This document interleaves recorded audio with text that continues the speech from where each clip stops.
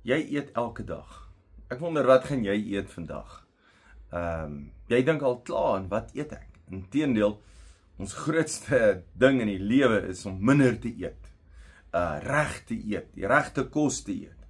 Nie verkeerde kos eet nie en te bly eet. Nou weet ek nie van julle nie, kos is dan so lekker. Ja, ons eet en eet en eet en eet. Nou dan moet ek hard oefen om die eet te los en dan besef ek, ja, seker goed dat ek net nie in my huis moet hê nie.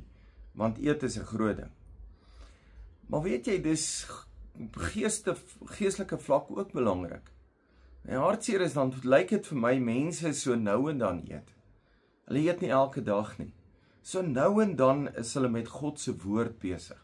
So nou en dan sê hulle, dan is ek nou weer reg vir die week. So eet jy net op Sondag 'n bietjie kos en dan eet jy niks vir die week nie. Jy gaan brandmaar wees. Jy gaan nie funksioneer nie, jy kan nie funksioneer nie. Dat jou liggaam het kos nodig. Hoor wat sê Jesus in Johannes 6 vers 32 en hy het hulle daarop geantwoord: ek verseker julle, dis nie Moses wat aan julle die brood uit die hemel gegee het nie, maar my Vader. Dink aan, sê ek wat vir jou preek, is dalk die Here wat met jou praat. En dit is hy wat nou aan jou die ware brood uit die hemel gee. Die brood van God is hy wat uit die hemel kom en aan die mensheid lewe gee. Hoor wat sê hy? Die brood van God is hy wat uit die hemel kom en aan die mensheid lewe gee. Toe sê hulle vir hom: Here, asseblief, sorg vir hierdie brood. Jesus sê, ek is die brood wat lewe gee. Wie wat na my toe kom, sal nooit weer honger word nie, en wie op my vertrou sal nooit weer dors kry nie. Johannes 6 vers 35. So Johannes 1 sê, hy sê die woord was by God. Dis hierdie woord wat vir ons lewe gee en wat lig in die duisternis. Dan sê Jesus, ek is hierdie brood wat lewe gee. Die grootste ding wat jy kan doen, beste ding in jou lewe, is om meer van God se woord in jou lewe te kry. Dink aan, dis iets wat ons van God ontvang het, wat ons in ons hand mee sit.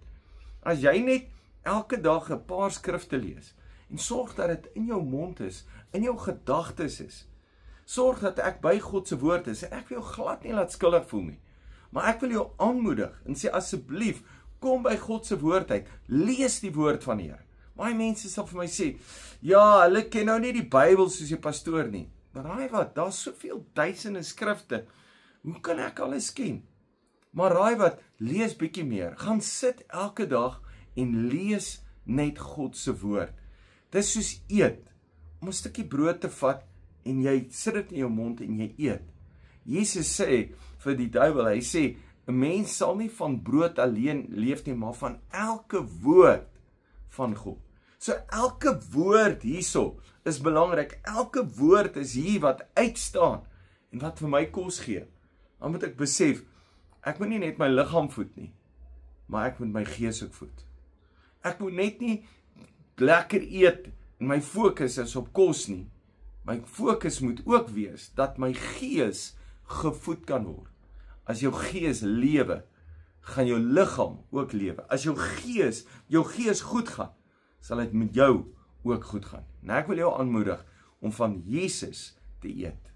Dankie dat jy luister. Jy's 'n great blessing.